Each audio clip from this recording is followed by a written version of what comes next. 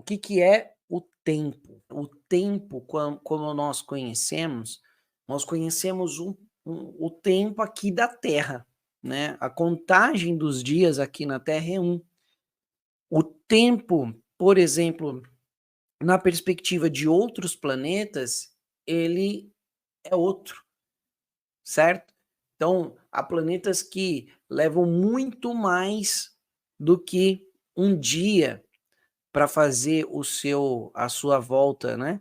Tem planetas que demoram anos para fazer a volta completa ao redor do Sol.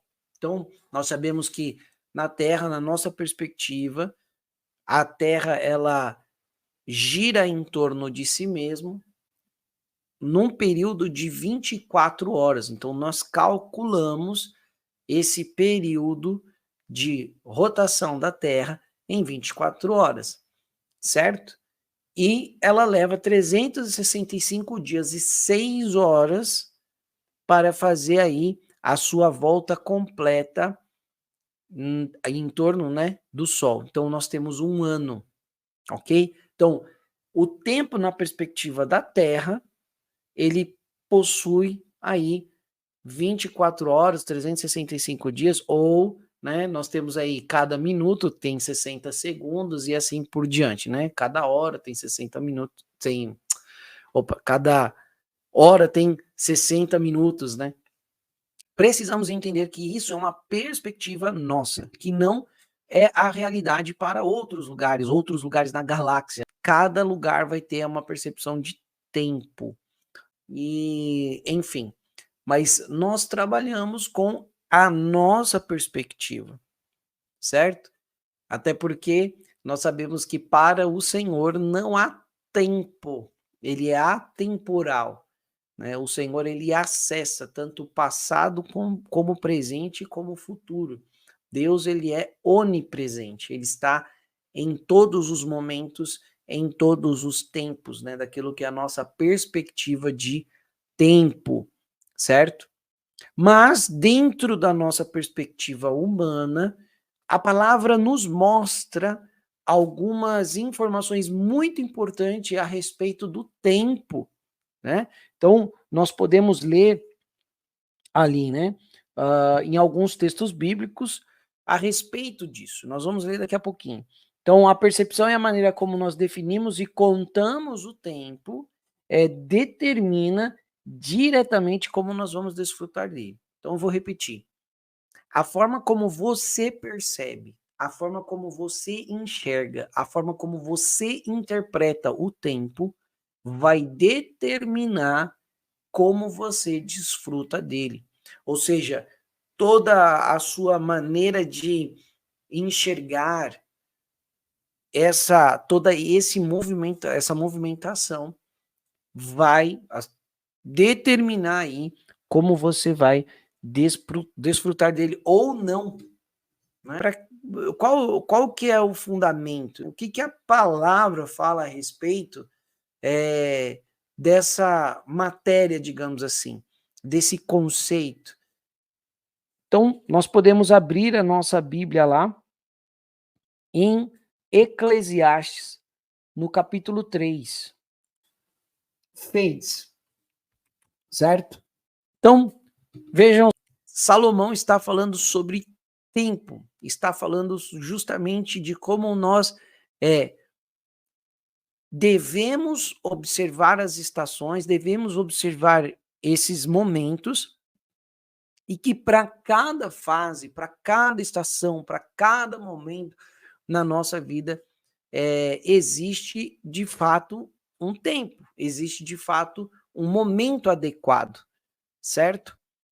E é muito interessante porque nós precisamos observar isso e temos que discernir, entender esse processo, para que nós não venhamos perder, né, esse momento, não venhamos perder aí essa porta, essa janela de oportunidade, porque você não venha perder a janela de oportunidade para a sua vida.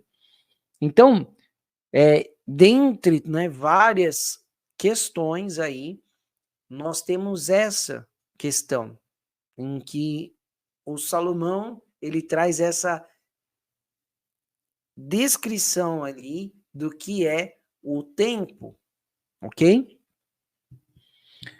Também nós vimos lá em Salmos, no capítulo 90, no versículo 12, uma chave, na realidade, que Moisés, ele deixa escrito lá no livro de Salmos, no capítulo 90. Vamos lá no capítulo 90 de Salmos.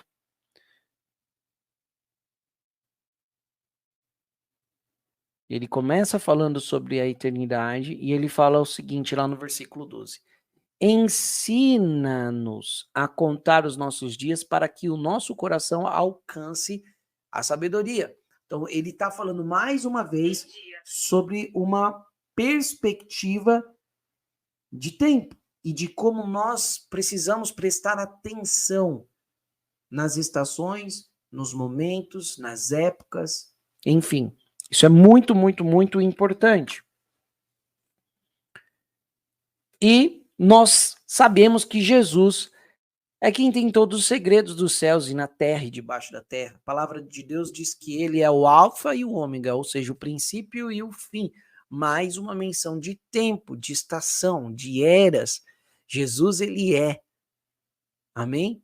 O verbo que se fez carne, quer dizer, a ação de Deus ali. É maravilhoso quando nós conseguimos enxergar com profundidade tudo aquilo que Deus ele fez, né? Inclusive estabelecendo esse padrão de estações. Jesus ele não veio em qualquer momento. Jesus ele veio no momento certo, na hora certa, na estação correta. E é tão incrível que Deus ele deixa ali na sua palavra os indicativos. Ele deixa marcado na sua agenda. Você sabia que Deus tem uma agenda? Não sabia? Pois bem, eu quero dizer para você que Deus tem uma agenda. E ela não está oculta como nós, eu digo por mim, né? Eu aprendi. E como aquilo, quando nós vamos saber qual é o tempo, qual é a estação, como se fosse algo, né? Enquanto Jesus ele fala na sua palavra de forma muito clara e muito simples. Só que a gente não percebe. Por quê? Porque não sabemos discernir o tempo. É tão interessante que, dentre as tribos de Israel, o Senhor ele estabeleceu uma tribo que a essa tribo foi dado o conhecimento para discernir os tempos e as estações. Está escrito na palavra do Senhor que a tribo de Issacar era a tribo a quem Deus deu o conhecimento dos tempos e das estações.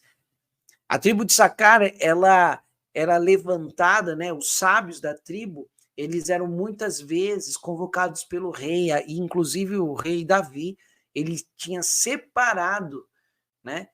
Cerca, se não me engano, de 200 homens da tribo de Issacar que tinham conhecimento dos tempos e das estações. E ele consultava esses homens, esse conselho, para saber se era o tempo de sair à guerra, se era o tempo de ficar, se era o tempo de investir e no que investir. Então, essa tribo, ela tinha esse dom, digamos assim, espiritual. A tribo de Issacar. Mas eu quero pegar uma referência aqui com vocês.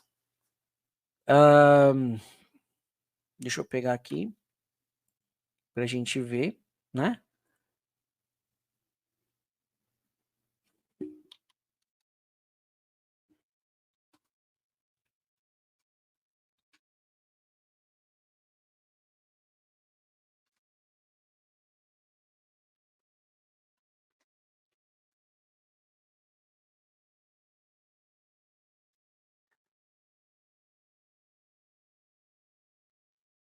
Se não me engano, deixa eu só pegar aqui a referência para a gente.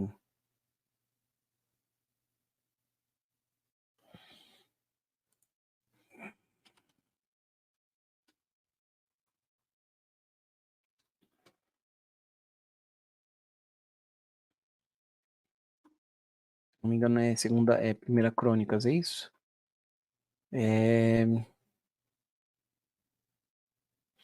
Isso mesmo, ó. Primeira Crônicas 12, no versículo 32, fala assim: dos filhos de Issacar, conhecedores da época para saberem o que Israel devia fazer, 200 chefes e todos os seus irmãos sob suas ordens. Entendeu? Então, Davi separou 200 homens ali, conhecedores da época, para saberem o que Israel deveria saber. E nós não nos preocupamos em discernir os tempos e as estações. Isso é complicado. Nós precisamos aprender a fazer essa leitura. Deus deixa isso muito claro na sua palavra, né? Então, nós vemos ali na Escritura Deus falando a respeito disso para o seu povo. E é uma curiosidade que eu quero deixar aqui para vocês, que é o seguinte, lá em Eclesiastes nós lemos que o Senhor plantou em nós a eternidade. Você sabia disso? Que é uma semente da eternidade dentro de você? Vamos ler de novo? Lá em Eclesiastes 3, no versículo aqui.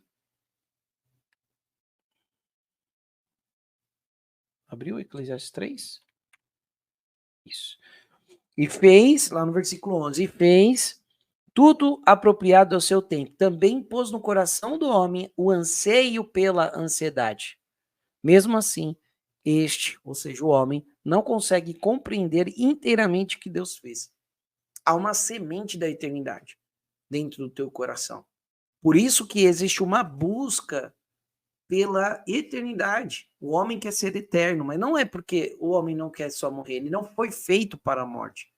Nós não fomos gerados para a morte. Nós fomos gerados para a vida, nós fomos gerados para servir ao Senhor eternamente, para cumprir o nosso propósito, certo? E qual é o nosso propósito? Adorar ao Senhor em todas as coisas. É tão interessante que ontem eu estava fazendo uma leitura, uma pesquisa a respeito do tema, e eu me deparei com algo muito interessante. A primeira coisa que Deus mandou o homem fazer, quando ele criou o homem, né, a palavra fala que o Senhor formou o homem, né, criou o homem ali da terra, e colocou o homem no jardim, quer dizer, o homem não estava dentro do jardim, mas ele foi colocado no jardim de Deus, para que cultivar a terra.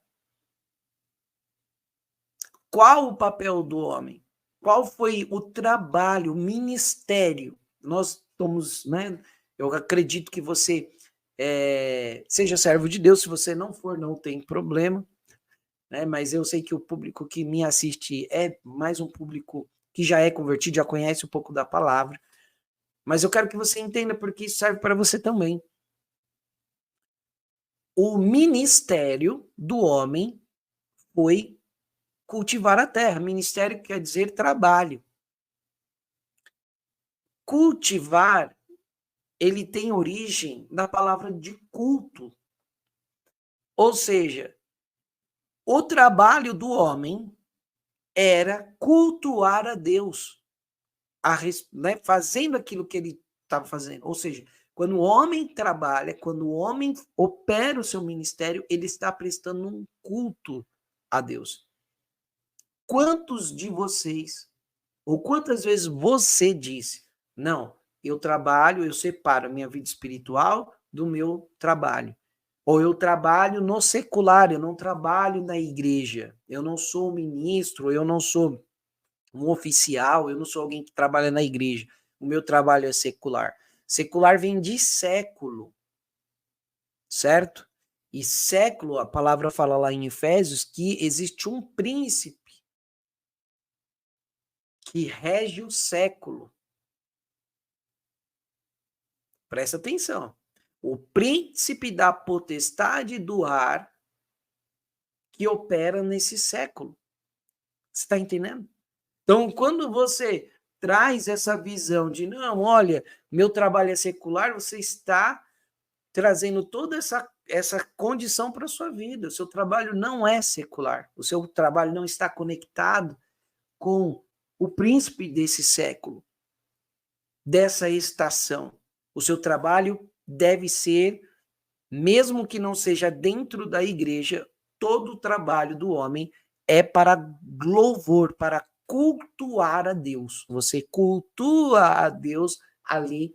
Como é importante a gente aprender a respeito de estações e tempos e o que eu estou fazendo dentro dessa estação, desse tempo. É muito importante. Então, gente, presta atenção. Deus plantou em nós essa semente, a semente da eternidade, porque um dia nós estaremos com ele de volta. Nosso corpo mortal, ele vai se desfazer e nós receberemos um corpo